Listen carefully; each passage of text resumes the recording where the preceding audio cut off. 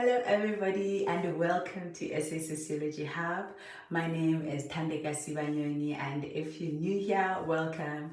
If you are part of the Hub Collective, welcome back. In today's video, I will be talking about social research. What is it, what it is about, and how to conduct social research. Stay tuned. So let's break it down.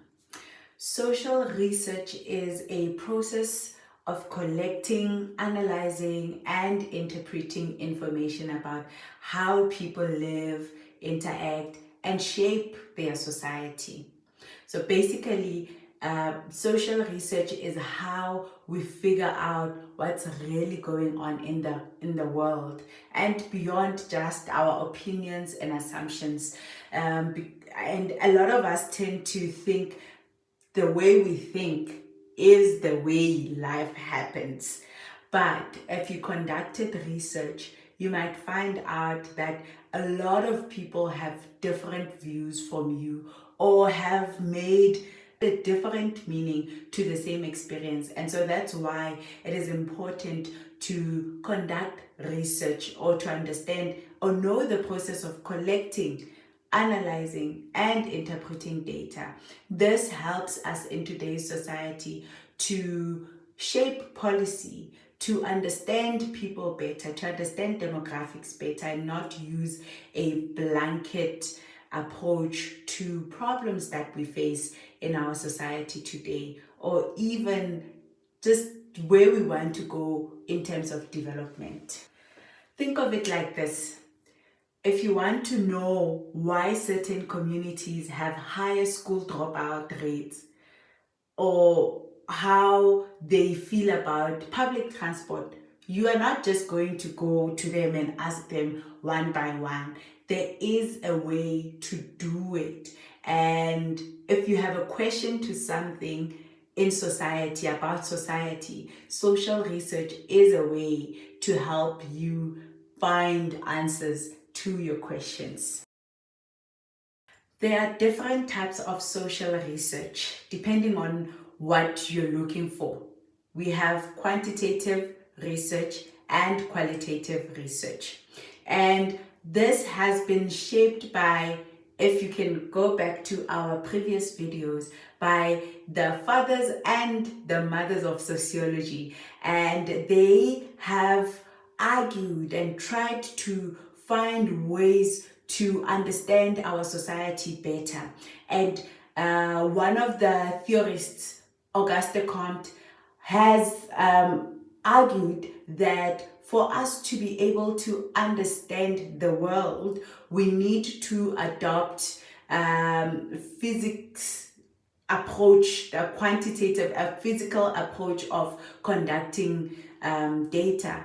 And so they would then argue that it is very important to be objective and outside of this whatever that you're studying. And so there is in the methodology that you're choosing, there are different ways to gather data, and that's why we're talking about quantitative data. And this includes numbers, statistics, surveys, and the method of collecting data through a quantitative research approach is through a survey or a survey questionnaire, right? It tells us, it answers what, right?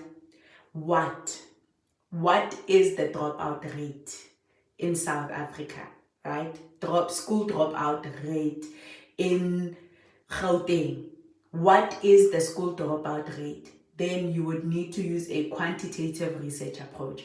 But if you want to understand why there is such a high dropout rate, you would need to adopt a qualitative research approach, which is what Harriet Martineau was arguing, that in order for us to understand society better, we need to go into society, speak to people, everyday people, and understand their way in which they live, right? And so this is the qualitative research approach. And this is through interviews, it's through focus groups, it is through observations, or some people even become part of these groups or societies in order to understand why. So then the difference then between quantitative and qualitative research approaches is that quantitative research seeks to find out what. It is objective, focuses on the numbers, stats, giving statistics, how many people are what is your race, black, what, right? And then the questions that you use are yes and no, yes or no. How likely are you to, and you give a person options to choose from, right? But with a qualitative research approach, it's, yes, you do need to have it seeks to find out why. And so you are going with, yes, maybe a set of questions that you will ask your participant, but the participant is the one that is leading the research, in that, yes, although you ask questions here and there, you're probing, your questions are not set on stone like with the quantitative research approach. It seeks to understand people more and find out what their reasons are. Lastly, we have a blend of the quantitative and qualitative research approaches, and this is called a mixed method approach. This is when you are applying both research approaches or research methods, a quantitative and a qualitative research method, to further understand or expand your research.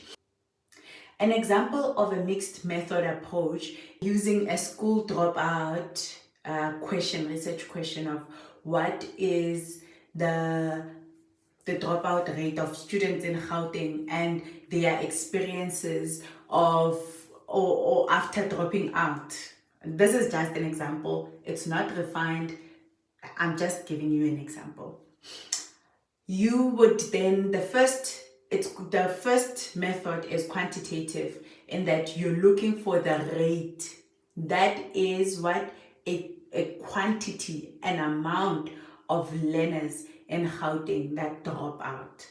And then you also, it is also qualitative, in that you want to find out what their experiences after dropping out are, or maybe what is the reason to them dropping out. Yes, we could say finances, we could say lack of transport, or I give different factors, but we cannot know why or expand on the why they drop out until you sit down with them and have one-on-one like interviews or a focus group that speaks to them. And you might find out that the dropout rate in Gauteng is so many percentages, but we're finding that certain districts have different rates of school dropouts, and this is because of this and this and this. The why, yes, the quantitative can give that to you. Maybe it's because of the geographic area or the distance between schools and the residential areas, lack of transport. But it is in the qualitative that you will find out someone decided to drop out in this area because they feel that is not, like, education is not valued in this district in Gauteng, and it has nothing to do with transport. So I hope this is clear. So there you have it. I just gave you a crash course in social research. If you found this video helpful, please don't forget to like, to share, to subscribe, and to hit the notification bell so that each time I upload a video, you can be the first one to be notified. Until next time, bye.